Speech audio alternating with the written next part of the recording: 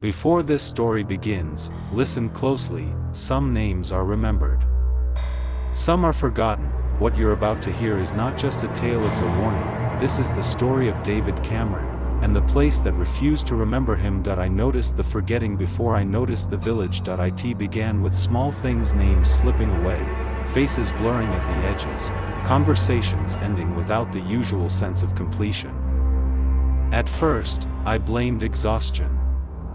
The road I had taken into the hills was long and narrow, twisting through forests that pressed close on both sides, the trees leaning in as though they were listening. My phone lost signal an hour before sunset. By the time the fuel light came on, I was already rehearsing the explanation I would give myself later. Bad planning, poor judgment, nothing more. Then I saw the sign that it stood at the edge of the road, half rotted, its paint peeling in long, pale strips. The name of the village was written there, but the letters had faded so badly that my eyes slid over them without settling. I remember stopping the car and staring, waiting for recognition to click into place. It never did. That should have been my warning. The village itself sat in a shallow valley, cradled by hills on all sides. A cluster of old houses, slate roofs darkened by age, chimneys unlit. Smoke would have reassured me. Silence did not. The road narrowed into a cobbled street as I drove in, my tires clicking softly against stone worn smooth by decades, maybe centuries of footsteps. I parked near what looked like a square. A dry fountain stood at its center, cracked stone basin empty, its statue worn down until the figure's face was impossible to identify. I stepped out of the car and felt it immediately. The air was wrong, not cold, not warm, just stalled. Like the moment after someone speaks your name and before you turn around. A man stood outside a nearby building, an inn, I realized after a moment. He was middle-aged, broad-shouldered, his apron stained from work. When he saw me, he smiled politely. "Evening," he said. "Evening," I replied. "Is there a place I can stay the night?" His smile faltered. Just for a second. Then it returned, fixed in place a little too carefully. "Yes," he said. "Of course. Travelers stay here." Something about the way he said travelers unsettled me. Not welcoming. Categorizing. Inside, the inn smelled of old wood and something faintly sour, like rain trapped too long in stone. A fire burned low in the hearth. A few villagers sat at tables, eating quietly. None of them looked up when I entered. The innkeeper handed me a key. No questions. No ledger. No name requested. "You can pay in the morning," he said. "Thank you," I replied. "How long have you lived here?" He paused, the way someone pauses when searching for the right lie. "A long time," he said. My room was small but clean. A single window looked out over the square. As I set my bag down, I noticed something strange. The sounds of the village faded unnaturally fast. No distant voices. No footsteps. Just quiet, pressing in from all sides. I sat on the bed and tried to recall the village's name again. Nothing that I knew. I had read it on the sign. I remembered the shape of the letters. But the name itself refused to form in my mind, like a word on the tip of my tongue that dissolves the moment you reach for it. That was when I realized something else, that I could no longer remember the name of the town I had come from. A knock sounded at the door. I opened it to find a woman standing in the hallway, holding a tray with a bowl of stew and a piece of bread. She looked about my age, her expression polite but distant, as though she were playing a role she had memorized long ago. "For you," she said. "Thank you," I replied. "What's your name?" She blinked. "My name?" she repeated. "Yes." She hesitated, confusion flickering across her face. Not fear, not anger. Just blank uncertainty. She frowned slightly. "I'm sorry. I don't know."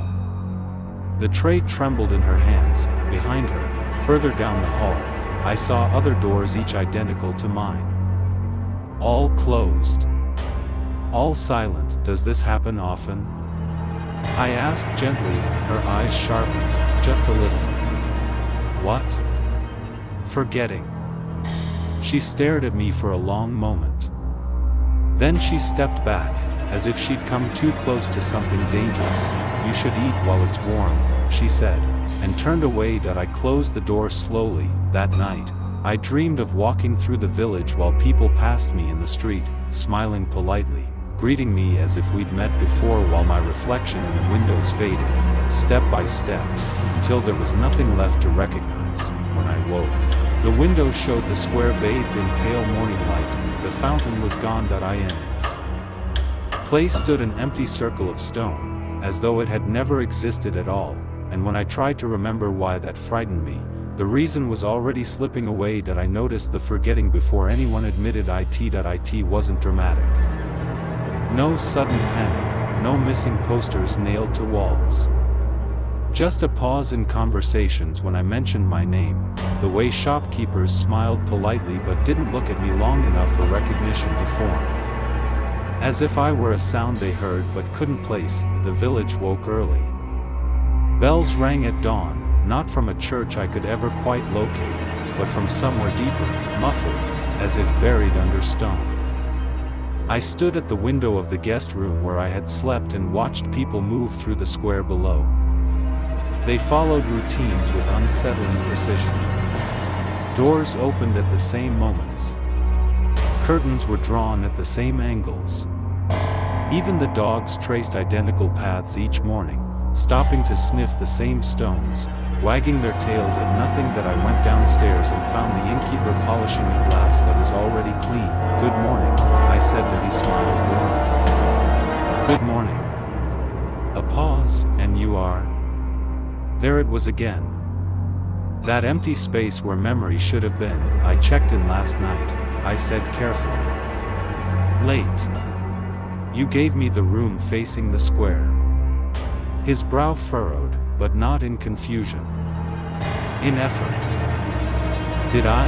he asked, then laughed lightly, as if at a private joke. "Ah. Long days make the mind soft. Forgive me." He did not ask my name again. He didn't need to. The effort of remembering seemed to exhaust him, and something in the air urged me not to push. Outside, the village smelled of damp stone and wood smoke. The streets curved more than they should have, gently redirecting me no matter where I tried to go. Every path led back toward the square eventually. I tested it deliberately once, choosing turns at random.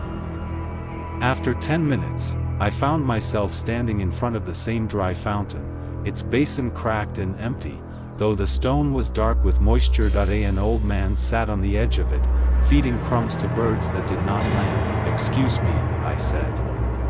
"Is there a road out of town?" He looked up at me, eyes sharp, assessing. For a brief moment, something like recognition flickered across his face. "Yes," he said slowly.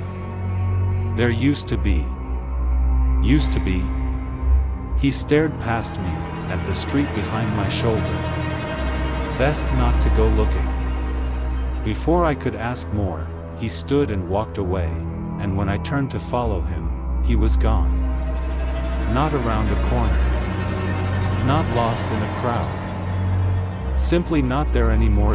By midday, the village had begun to forget me more aggressively. A woman I had spoken to less than an hour earlier bumped into me in the market and gasped, apologizing as if we had never met. A child pointed at me, frowning, then tugged at his mother's sleeve and whispered something that made her pale. She pulled him away without looking at me again. I tried to write my name in a notebook I carried.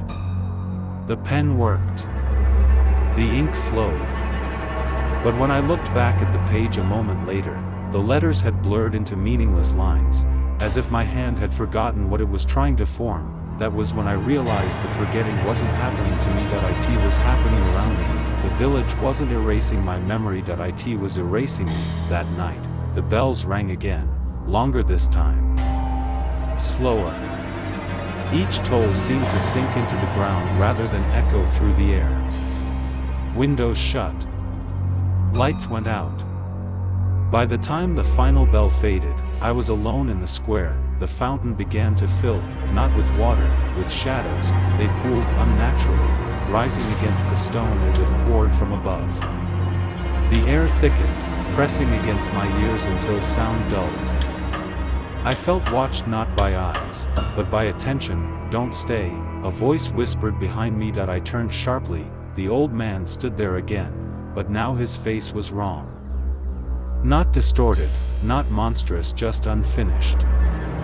Like a sketch abandoned before details were added. "You're still remembered," he said. "That's dangerous." "Remembered by who?" I asked. That he glanced toward the darkened streets. "By the village. The shadows in the fountain stilled. When does it forget me?" I asked. That he met my eyes. For the first time, fear showed clearly in his own. "When you stopped noticing." The bells rang once more, sharp and final. Every door in the village opened at the same time, and from each doorway, something leaned forward, listening. By the third morning, the village no longer reacted to my presence at all, not avoidance. Not hostility, absence. That I stepped into the square at dawn, boots loud against the stones, and no one looked up. A baker arranged loaves on a wooden rack as if I were far. Two men argued softly beside the well, their words passing through me without pause. I stood close enough to feel the warmth of their breath, and still nothing. That I raised my hand and waved. The baker placed a loaf where my hand had been, then frowned, adjusting it slightly, correcting an error he could not see. That was when I understood that I wasn't becoming invisible, that I was becoming forgettable. That I tested it carefully. I spoke to a woman carrying water, asking for directions. She answered, but her eyes slid away from my face, never fixing on it. When she finished, she blinked, confused, then walked on, spilling a little water as if distracted by a thought she could not complete. 10 steps later, she stopped, turned, and looked directly at me.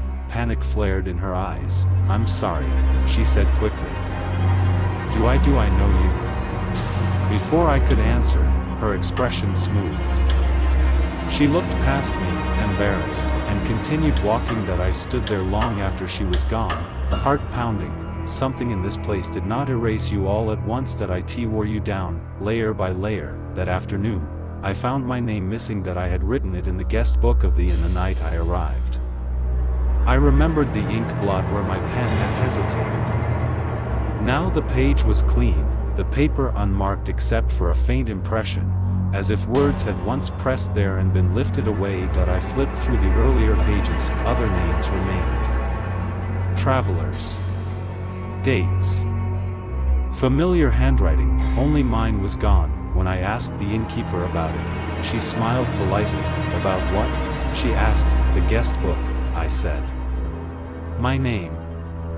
She laughed softly, the way people do when humoring a harmless confusion. "Sir, no one has stayed here alone in months." I did not correct her. That I went to my room and locked the door, hands shaking. I pressed my palm against the mirror above the washstand. The reflection copied me perfectly, but something was wrong with the timing. A fraction of a second too slow. Not enough to notice at a glance, enough to feel. That I leaned closer. My face looked thinner. Not older. Less decided. That night, I heard footsteps outside my door, not approaching, passing, slow. Measured. Repeating. That I opened the door. The corridor was empty, but the sound continued, moving past me, as if someone walked along the path I could no longer see. That I began writing everything down. That if the village was going to forget me, I would leave proof behind. I filled pages with details, faces, names, conversations, the smell of bread at dawn, the sound of the bell that never rang. I wrote my own name again and again, forcing it into the paper until my hand cramped. Each morning, fewer pages remained, not torn out, not burned, gone. By the 5th day, Only this notebook survived the one I kept on my body at all times. When I slept, I wrapped it in cloth and tied it to my chest like a wound. That was when the child spoke to me that he stood at the edge of the square as dusk fell, no more than 10 years old, watching me with open, unblinking focus. The villagers moved around him, unaware, but he did not look away. "You shouldn't be here," he said. The sound of his voice nearly made me cry. "You can see me," I whispered that he nodded. "For now." "Why?"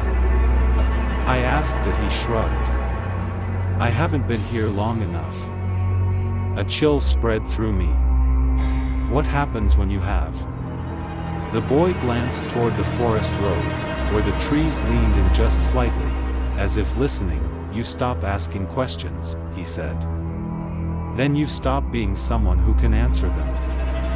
Before I could say anything else, a woman called his name from a nearby doorway. He turned. When he looked back, his eyes slid past me. The moment was over. That night, the village began returning my attention in fragments that I would catch someone staring at me, frowning, recognition hovering just out of reach. A man would step aside to let me pass, then stop abruptly, confused as to why he had moved. Once, a woman screamed when she brushed against my arm, then covered her mouth, unable to explain the fear that had surfaced without cause, that I was becoming something felt, not seen. The realization was worse than invisibility that I walked to the edge of the village before dawn, to the road that had brought me here. It was still there, but it did not look like an exit anymore. The stones were misaligned. The distance between markers felt wrong. The forest on either side had crept closer, narrowing the sky. That I took 3 steps down the road. The hum began, low. Familiar. Patient, the same sensation I had felt since the first night. Not sound, not vibration, but attention. The road did not reject me. That it simply did not continue. That I turned back. Behind me, the village waited, already less certain of me than it had been an hour earlier. And in that moment, standing between a road that forgot where it led and a village that forgot who walked it, I understood the truth I had been circling since arrival. This place did not kill its visitors. That it kept them until they no longer needed to leave, and I was running out of time to remember why I ever wanted to. The village began forgetting me in pieces. That it started with the smallest things, the kinds of details you don't notice until they're gone. On the 3rd morning after my arrival, the woman at the inn did not remember how I took my tea. The day before, she had brought it without asking, exactly the way I liked it, setting the cup down with a distracted smile as if the habit were already old. That morning, she paused, kettle hovering, and asked, "Milk or sugar?" as though we had never spoken before. That I told myself it meant nothing. Why afternoon, the postman failed to recognize me. He had nodded politely every day since I came, once even stopping to complain about his aching knees.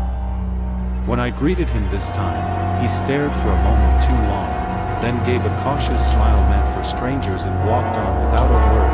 The forgetting was selective. Inconsistent. Like a tide that crept forward and pulled back without warning. That I still remembered myself. That was the important thing. My name felt solid in my mouth. My memories lined up the way they should.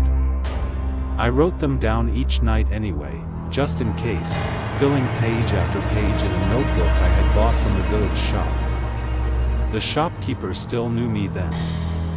He asked how long I planned to stay. "I'm not sure," I said. That he laughed. "That's what everyone says." That night, I dreamed of doors, not doors opening or closing, but doors standing slightly ajar, each leading to a room I had once occupied and then quietly left. When I tried to push them open, my hands passed through the wood as if it were smoke. Behind me, someone whispered my name, mispronouncing it a little more each time. That I woke with the uneasy sense that something had been removed while I slept. That on the 4th day, I tested it. That I introduced myself to the innkeeper as if we had never met. She smiled, relieved, and gave me her name again. It was the same one she had told me when I arrived. That frightened me more than if it had changed. The village was not unraveling randomly. It was correcting itself. As if I were the mistake that I walked the length of the main road, speaking to people I had spoken to before. Some remembered me dimly, like a face from a dream. Others did not remember me at all. A few looked at me with discomfort they couldn't explain, their eyes sliding away as though my presence strained something behind them. Only the old church at the edge of the square seemed unchanged. Its doors were always open, its interior cool and shadowed. When I stepped inside, I felt a familiar pressure behind my eyes, a sense of recognition that had nothing to do with memory. I sat in the last pew and listened. The silence there was different. Not empty. Held. It reminded me of the pause before someone answers a question that had been asked many times before. That was when I understood something I had been avoiding. The village did not forget visitors because it was cruel or cursed or broken. It forgot them because forgetting was how it survived. I don't know how long I sat there before the bell rang. It was not loud, but it echoed strangely, as if it had rung somewhere else first and arrived late. When I stepped back into the square, dusk had already begun to settle, though I was sure it had been early afternoon when I entered the church. Time, too, was adjusting. That evening, my room at the inn was gone. The door still existed, but it opened onto a narrow storage space stacked with crates.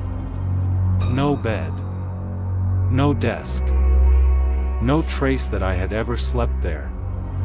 When I confronted the innkeeper, she apologized kindly and insisted I had only arrived that morning, that she had no record of a longer stay. I showed her my notebook. She frowned at the pages, turning them slowly.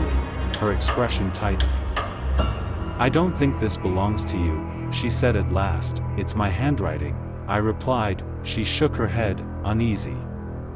"Then you should leave it somewhere safe. Things like this cause confusion." That was the first time anyone suggested I leave, not directly, not firmly. But the word lingered between us, heavy with implication that I went out walking after dark, driven by a growing certainty that if I stayed indoors, something essential would slip away without my noticing. The village streets were quieter than they had any right to be. Lamps flickered, casting shadows that lagged half a step behind the people who made them. At the far end of the road, beyond the last house, I saw a figure standing very still. As I approached, my chest tightened. The figure did not move, did not turn, did not acknowledge me at all. When I drew close enough to see his face, I felt the cold bloom of recognition that he was me, not a reflection, not a trick of light. He stood there with my posture, my expression, my tired eyes, looking past me at the village as though it were something he had already left behind. "You're staying too long," he said calmly. My voice came out hoarse. "Who are you?" He smiled faintly. "Who you'll be if you don't leave." The lamps behind us flickered out one by one. And for the first time since I arrived, the village felt completely empty, as if it were holding its breath, waiting to see which of us would be remembered. I knew then that part 5 would not be about escape. It would be about what the village takes when you try to stay. By the third morning, the village no longer reacted to me at all, not avoidance, not fear. Something worse, indifference. I walked through the square at dawn, boots echoing softly on stone, and no one looked up. A woman scrubbed her steps and did not pause when I passed inches from her shoulder. A man led a mule past me, the animal's flank brushing my coat, neither of them acknowledging my presence. It was as if I had become a draft of cold air felt, but not seen. I tested it. "Excuse me," I said, clearly, standing directly in front of a baker arranging loaves in his window. He lifted one bread, frowned slightly, then set it down again, eyes passing through me as if I were standing behind glass. My stomach tightened. This was new. Before, they remembered me for minutes, sometimes hours. Now they didn't seem to register me at all. I returned to the inn, or what I believed had been the inn. The sign was still there, though the lettering looked softer, as if the paint had been rubbed away by many hands. Inside, the woman at the desk looked up when the bell rang, smiled politely, and waited. "Yes," she asked. "I stayed here," I said. "2 nights ago." Her smile faltered. Not confusion. Polite discomfort. "I think you're mistaken, sir. You gave me room 3. She checked the ledger anyway, flipping pages slowly. "Room 3 has been empty for weeks." I leaned closer. "You brought me soup." Her eyes hardened just a fraction. "Sir, please don't make trouble." I stepped back. The bell rang again as I left. Though I hadn't touched it, outside, the air felt heavier. The streets seemed narrower than yesterday, buildings leaning inward, listening. I became acutely aware of my own weight, my breath. The sound of my footsteps proved that I still existed, even if the village no longer agreed. That was when I noticed something carved into the stone near the well. A name, not mine, but familiar. That I knelt, fingers tracing the letters. They were shallow, old, worn nearly smooth by time and weather. Someone had tried to erase it, had failed, then stopped trying. That I knew then that this had happened before. Others had come, others had faded, and the village had learned how to survive them. The realization brought a cold clarity. This wasn't a curse. It wasn't malice. It was a mechanism. The village forgot visitors the way a body rejects foreign matter slowly, efficiently, without emotion, and I was reaching the point where I could no longer be held. That afternoon, memory began slipping in pieces. Not mind me that I caught my reflection in a window and didn't recognize the man staring back. His face felt approximate, like a sketch done from description. I stared too long, and the glass clouded, reflection blurring until there was only the village behind me. That I panicked then. That I tried to write. That I sat at a table near the square with a scrap of paper and charcoal stolen from a fire pit and wrote my name over and over, pressing hard enough to tear the fibers. Each time I looked away and back again, the letters seemed less certain. Crooked. Incorrect. As if they belonged to someone else. That a boy passed nearby, kicking a stone. "Do you know me?" I asked him. That he stopped. Looked around. Frowned. "I heard something," he said, to no one in particular, then wandered off. That night, I did not sleep. That I sat in the abandoned church, candles under, listening to the building settle. My thoughts felt thin, stretched. I struggled to remember why I had come here in the first place. The answer hovered just out of reach, like a word on the tip of the tongue that refuses to form. That I understood then what the forgetting truly meant. That it wasn't erasure. That it was replacement. The village wasn't removing it. It was rewriting itself so that I had never mattered, and soon, I would agree with it. As dawn approached, I felt the final shift begin. Memories loosened. Faces blurred. Names became sounds without anchors. Panic gave way to something quieter, more dangerous acceptance. That was when I heard footsteps behind me, real ones, deliberate. That I turned. A man stood in the doorway of the church, older than me, his face lined with a familiarity that hurt to look at. He watched me with recognition, true recognition and relief. "You're late," he said softly.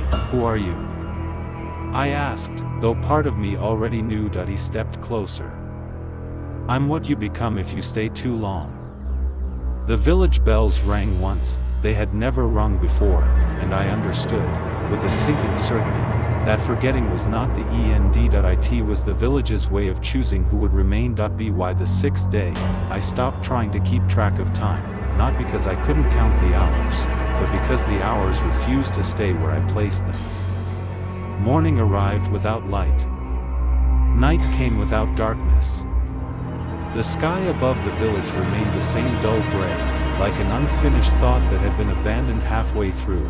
What changed was how people looked at me. Or rather, how they didn't. I first noticed it with the baker. I had been buying bread from him every morning since I arrived.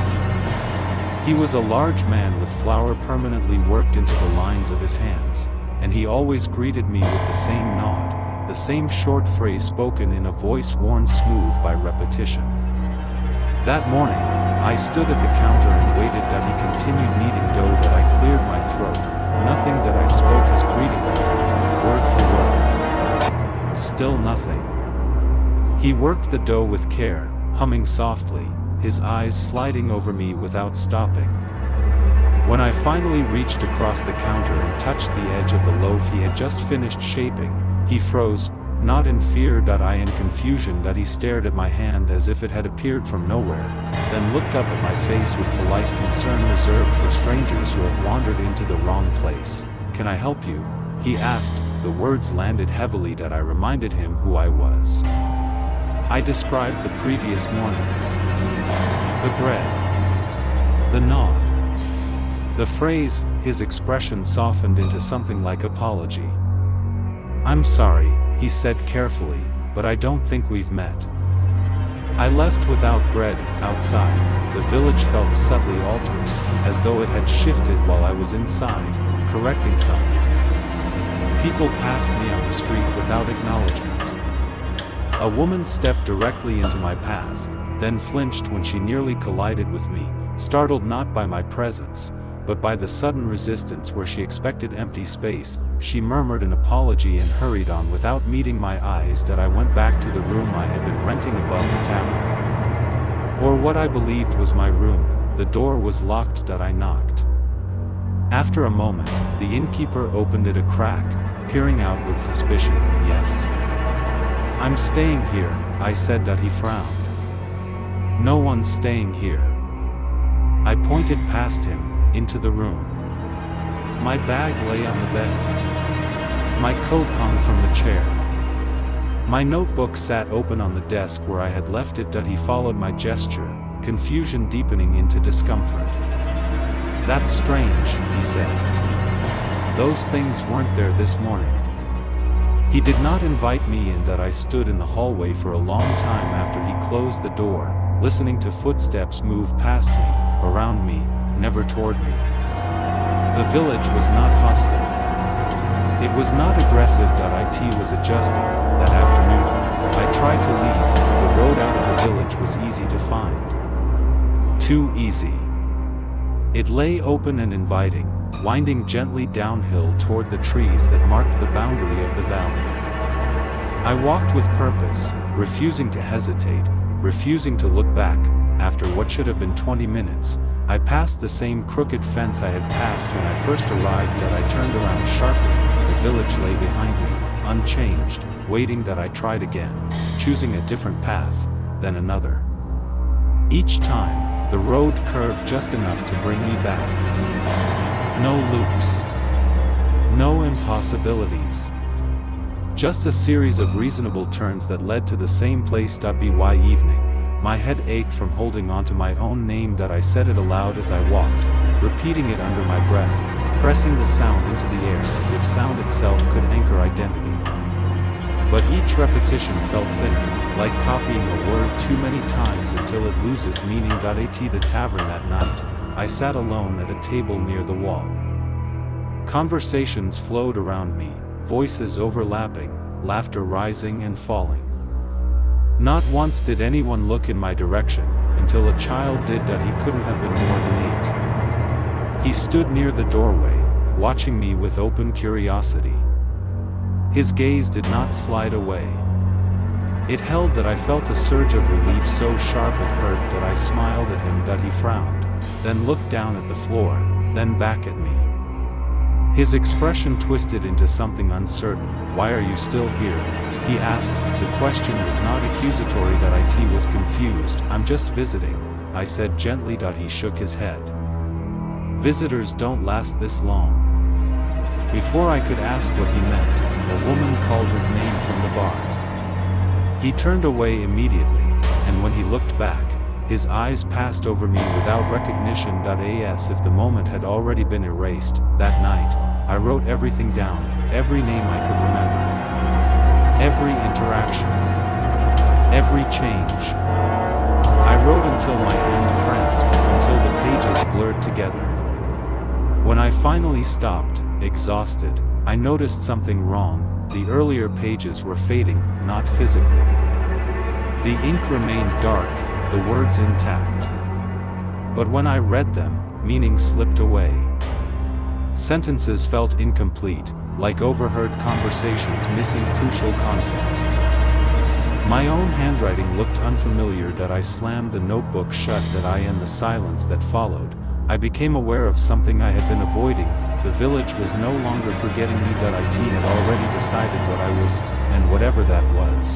It did not include leaving. I lay awake until morning, listening to the village breathe, and for the first time since arriving, I wondered whether forgetting was not the danger but the solution, and whether, soon, I would be given no choice at all. That I remembered. The moment I realized the village was already forgetting me. It wasn't dramatic. No sudden silence, no doors slamming shut. It happened in a way so ordinary that it took me hours to understand what it meant. I had gone back to the square at mid-morning. The fog had lifted, leaving the stones damp and gray, the air smelling faintly of bread and wood smoke. A man was arranging crates outside the small shop near the well. I had spoken to him the day before. I was certain of it. He had complained about his back and warned me not to stay after sunset. That I greeted him by name. That he looked up slowly, confusion crossing his face like a shadow passing over water. "I'm sorry," he said politely. "Do we know each other?" The words landed softly, but they hollowed something out inside me. I laughed it off, told him we'd talked yesterday. He smiled in the patient way people smile at strangers who are a little too familiar. "You must be thinking of someone else," he said, and returned to his work without another glance. I stood there longer than I should have, watching him move crates as if nothing about me registered at all. When I stepped away, I noticed something worse. The crates were marked with chalk symbols. Not names. Not numbers, just dates. None of them included yesterday. I began to test it after that. I spoke to the woman who ran the bakery. She remembered selling bread to a traveler, but couldn't describe his face. I asked the innkeeper how long I'd been staying. He checked his ledger, frowned, and said my room had been empty all week. And my belongings were still there. I was still there, but the village's memory of me was thinning, like ink left too long in the sun. That afternoon, I tried writing things down. I filled pages in my notebook with details, names, faces, locations, conversations. I sketched the square, the road out, the way the church bell leaned slightly to the east. When I finished, I closed the book for no more than a minute. When I opened it again, the sketches were still there, the names were not. They had faded into vague shapes, letters dissolving into something unreadable, as if the paper itself had decided they were unnecessary. That was when panic finally took hold. I left the inn and walked to the edge of the village, toward the road I had arrived on. The path was still visible, still solid beneath my feet, but it felt longer than before. Each step seemed to require more effort, as if distance itself were stretching in response to my intention. At the last house before the trees, an old man sat on a stool, carving a piece of wood with slow, careful strokes. I stopped beside him. "How do I leave?" I asked. That he didn't look up. "People usually do." "I mean, how do I leave this place?" That made his knife pause. He studied the wood for a long moment before answering. "That depends on how much of you is still here." I swallowed. "What happens if I stay too long?" He finally looked at me then. His eyes were pale, almost colorless, but sharp. "You don't stay," he said. "You settle." A chill ran through me. And then, he returned to carving. "Then the village doesn't need to remember you anymore." I backed away slowly, the weight of his words pressing into my chest. As I turned toward the road, I noticed something that made my breath catch. The trees had moved, not fallen. Not grown, shifted. The gap between them was narrower than it had been that morning, branches leaning inward with subtle intention. The road beyond them looked thinner, less certain, like a memory being recalled incorrectly. I stepped forward anyway. The moment my foot crossed the edge of the village boundary, a pressure loomed behind my eyes. Not pain. Resistance. The same sensation you feel when you try to recall a word that refuses to come. Images flooded my mind, flashes of other travelers standing where I stood, hesitating, turning back, convincing themselves they were tired, mistaken, imagining things that I staggered and caught myself on a fence post. The village behind me felt heavy. More present. The road ahead felt optional. I understood then what the forgetting was for. It wasn't punishment. It was preservation. The village didn't erase people because it was cruel. It did it because memory creates attachment, and attachment creates exits. By dissolving visitors into vagueness, it ensured they would stop trying to leave before the village decided whether they belonged. I pulled my phone from my pocket, hands shaking. No signal. No time. No saved photos of the village. Even my own reflection on the dark screen looked wrong, slightly delayed, as if it hadn't fully decided to follow me yet. I forced myself back toward the inn, each step easier than the last, as though the village approved of my choice. Inside my room, I locked the door and pressed my back against it, heart racing.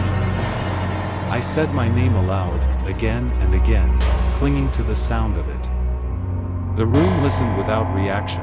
When I finally sat on the bed, exhausted, I noticed something carved into the underside of the desk. A message, scratched deep enough that time hadn't claimed it yet. I recognized the handwriting instantly. It was mine. The words were simple. If you are reading this, you already waited too long. Don't trust the days. Don't trust the people. And don't believe the village when it tells you that staying feels natural. It always does. Below it, carved more lightly, almost as an afterthought, was a second line, I'm sorry. I thought I could remember myself longer. Outside, the church bell rang once. I was no longer certain whether it was marking the hour or counting me. By the time I realized the village had begun forgetting me again, it was already too late to stop. It started with names, not my own. I had learned to guard that fiercely, repeating it under my breath, carving it into scraps of paper, pressing it into the inside of my wrist with a fingernail until the skin reddened. No, it was the names of others that slipped first. The baker who had given me bread each morning now stared at me with polite confusion. The innkeeper hesitated before handing me my key, checking the number twice as if unsure why I was there at all, and the children, those were the worst. They had once followed me through the square, whispering, laughing, daring one another to speak to the stranger who somehow stayed. Now they ran past me without a glance, as if I were no more remarkable than a fence post or a shadow cast by the church tower. The village was erasing me gently. I tested it deliberately. One afternoon, I stood in the square and greeted everyone who passed. Some nodded out of habit. Others frowned, trying to place me. A few flinched, not from fear, but from the discomfort of being addressed by something that didn't fit into memory. That night, I returned to the room I had been renting for weeks, maybe months, and found the bed stripped, the desk cleared, my belongings stacked neatly by the door like luggage waiting for a departure I hadn't agreed to. You're leaving? The innkeeper asked when I confronted him. No, I said. I live here. He hesitated, eyes unfocused. You stayed a night or two. I think. But no one stays longer than that. I felt the familiar pressure behind my eyes, the warning ache that came when the village corrected itself. I've stayed longer, I said carefully. He smiled, relieved, as if grateful for an explanation. Of course. Then you should be on your way. I understood then. The village did not expel visitors by force. It simply revised them out of relevance. That night, I walked beyond the last houses, toward the fields where the road thinned and the fog gathered early. The air felt heavier there, dense with the same listening quality I had felt when I first arrived. The village wasn't asleep. It was attentive. "I'm still here," I said aloud, unsure who or what I was speaking to. The fog shifted, not parted. Shifted, like something adjusting its posture. A memory surfaced then, sharp and unwelcome. Another man standing where I stood now, saying the same words with the same stubborn defiance. I did not know his face. I did not know his name, but I knew how his story ended. The realization chilled me more than the night air. The village did not forget visitors because it was cruel. It forgot them because remembering was dangerous. I returned to the inn and locked the door, then did something I should have done earlier. I wrote everything down. Not in fragments. Not in impressions. I wrote names, faces, habits, the layout of streets, the rhythm of days. I wrote until my hand cramped, until dawn pressed pale light against the window. When I finished, I read it back. The words made sense that I did not. The name at the top of the page, the one I had written again and again to anchor myself, looked wrong. Familiar, yes, but distant, like a name remembered from a dream. I whispered it. Nothing answered. Panic rose, but I forced it down. Fear fed the village. Uncertainty loosened its grip on me. I needed proof, not for the village, for myself. At sunrise, I went to the church. The doors were unlocked, as they always were. Inside, the air was cold and still, heavy with old prayers and older silences. I walked to the back, where the records were kept: births, deaths, marriages, names inked carefully into permanence. I flipped through the pages. There were gaps, entire years missing. Names scratched out so thoroughly the paper faded. Notes written in different hands, warning and apologetic, stayed too long, forgot to leave. Do not write them again. My hands shook. At the very end of the ledger, on a page that should have been blank, a single entry waited. No date. No family name, just a description. A man who noticed that I closed the book. The bells began to ring then, though no one pulled the rope. The sound rolled through the village, low and slow, not calling people together, but reminding them of something they had agreed to forget. Outside, doors shut. Windows darkened. The streets emptied with practiced efficiency. I was alone, not abandoned, isolated. The village had reached a decision. As the bells faded, I felt it clearly for the first time. The forgetting was no longer happening around me. It was happening through me. Memory slid away like water through open fingers. Faces blurred. Streets rearranged themselves when I wasn't looking. Even the fear began to dull, replaced by a calm that felt borrowed, imposed. I pressed my back against the church wall and forced myself to breathe. Not yet, I whispered. I'm not done. The village listened, and somewhere beneath the ground, something older than memory shifted, uncertain now, perhaps for the first time, whether I was still a visitor or something else entirely. I used to believe tragedy announced itself, that it arrived with noise, collapse, fire, or final words spoken too late. I was wrong. Tragedy is quiet. It settles in unnoticed, like dust on furniture no one uses anymore. The last time it began, I didn't realize it was the last time that I was passing through a coastal town, the kind that smells of salt and old wood, where the sea never quite stops moving, where people learn early not to trust permanence. I stayed longer than I should have. 3 nights. Maybe 4. Long enough to be seen twice by the same people. On the second day, a woman at a cafe remembered my order but not my face. On the third, a shopkeeper greeted me like a stranger while holding a receipt I had signed an hour earlier. By the fourth, conversation slid away from me mid-sentence, as if I were a thought they no longer needed to finish. The forgetting was accelerating, but was new. I felt it then, not as fear, but as exhaustion. A deep, structural tiredness, like something inside me had been holding tension for too long and was finally failing. That night, I walked toward the water, not with intention, just because my feet carried me there. The shoreline was empty, the tide low and retreating, leaving behind long stretches of dark, wet sand that reflected the sky like a dull mirror. I stood there for a long time, listening. Not for the forest. Not for the hum, for myself, nothing answered, and for the first time since the village vanished, I understood the final truth it had left me with: balance had not ended, that IT had moved on. I was no longer needed, not as a listener, not as a boundary, not even as a reminder. The forgetting wasn't punishment. It was completion. The world had learned, briefly, how to hesitate, and now it was done. The next morning, I woke in a small rented room with no sense of how I had arrived there. My bag lay open on the floor. My wallet was inside, but the identification felt wrong, like it belonged to someone I'd read about, not someone I was. I stared at my name for a long time. It meant nothing. Panic didn't come, only sadness. I went outside and tried to speak to someone. Anyone. My voice worked. Words formed. But they slid off people like water off glass. Polite confusion followed me wherever I went. By afternoon, even I struggled to remember why I was trying. Memories loosened, not all at once. Just enough. The forest became an impression without shape. The house a feeling without image. The woman's face blurred into absence.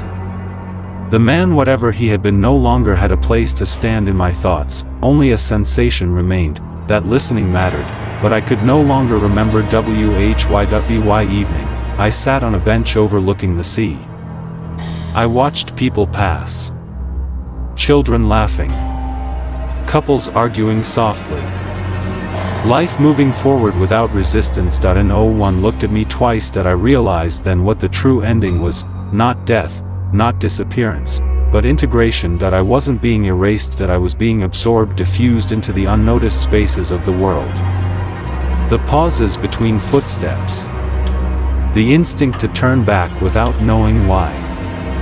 The sudden feeling that a place is wrong, even when it looks harmless. I became that feeling. My thoughts slowed, names slipped, time flattened. When night fell, I lay down on the bench, staring up at the sky, and felt the last firm edges of myself soften.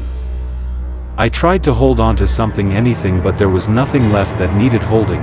The sea kept breathing, the world kept going, and somewhere, very far away or nowhere at all, a forest stood without needing to be watched. If someone passed through that town later, they might notice an empty bench and feel an unexplainable hesitation before sitting. A brief urge to listen. To be careful. They would ignore it. That was fine. That was the balance. Because some stories do not end with a warning, they end by teaching the world how to forget safely. And the last thing I remember before even memory let go was not fear. It was relief. They say the village was never found again. Maps still show a blank space where it should be.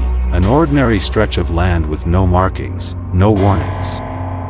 Travelers pass nearby without slowing, unaware that their steps briefly hesitate for reasons they cannot name. Sometimes, though, someone stops, they feel it as a pause in thought. A moment where the air seems to listen back.